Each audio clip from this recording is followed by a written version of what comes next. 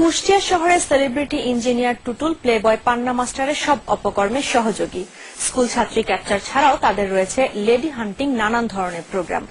অভিজাত পরিবারের এসব মেয়েদের নগ্ন ছবি মোবাইলের দৌলতে এখন অনেকেরই হাতের মুঠোয়। কুষ্টিয়া ঘুরে এসে অপু খন্দকারের ক্যামেরায় আরো জানাচ্ছেন অখিল পোদ্দার। ধারাবাহিক রিপোর্টের আজ দ্বিতীয় পর্ব।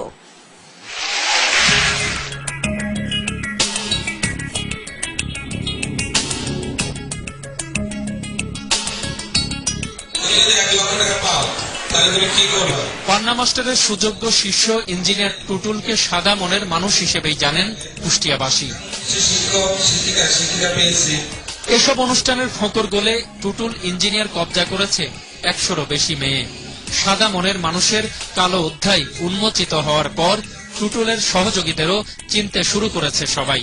লোক দেখানো এসব প্রোগ্রামের হট সিটে বসতে অল্প বয়সী মেয়েরা যখন তৎপর, তখন টুটুল, পান্না মাস্টার, ইঞ্জিনিয়ার সজল, যুবলীগ নেতা মনো সহ প্রশাসনের কর্তা ব্যক্তিরা সুযোগ বুঝে সঙ্গী করেছে এসব মেয়েদের।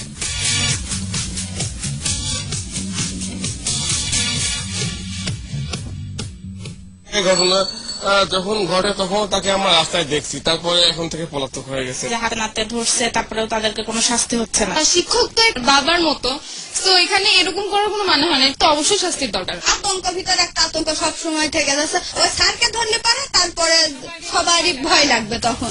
পর্ণ মাস্টার টুটুল, পান্না কিংবা সহযোগীদের ধরতে কুষ্টিয়ার এসপির কোনোই আগ্রহ ছিল না।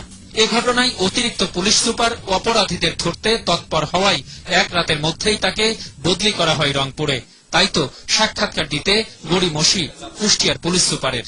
আপনারা ধারণা নিয়ে এসেছেন, প্রাইমারি ধারণা নিয়ে যেগুলো আপনার কাছ থেকে বিহেভিয়ার শেখার কোনো দরকার নেই। তাহলে কি করতে আসছেন? আপনাদের কাছে ইন্টারভিউ দিতে, আপনারা ইন্টারভিউ দিবেন কি দিবেন না, আমরা চলে যাবো। আপনার কাছ থেকে ইন্টারভিউ শেখার কোনো দরকার নেই। অসহায় মেয়েদের পক্ষে শেষ পর্যন্ত মামলা করেছে স্থানীয় একটি এনজিও। ভিকটিমরা বলছে যে টিচার হেলালুদ্দিন পান্না, আলিমুজ্জামান টুটুল, হরিপুরের যুবলীগ নেতা মনো, ইঞ্জিনিয়ার সজল উলঙ্গভাবে কিছু ফুটেজ তৈরি করে সেগুলা সজল ইঞ্জিনিয়ার ছোট ভাই আমেরিকাতে থাকে, তার কাছে সেগুলো বিক্রি করা হয়েছে। কোটি কোটি টাকা একটি মহল এখান থেকে ইনকাম করছে। প্রত্যেকের পরিবার থেকে তার ছেলে বা মেয়ে কোথায় যাচ্ছে, কতটুকুন সময় ব্যয় করছে, তার মা শিক্ষিত হন বা না হন, এই ব্যাপারগুলো যেন তারা মাথায় নেন।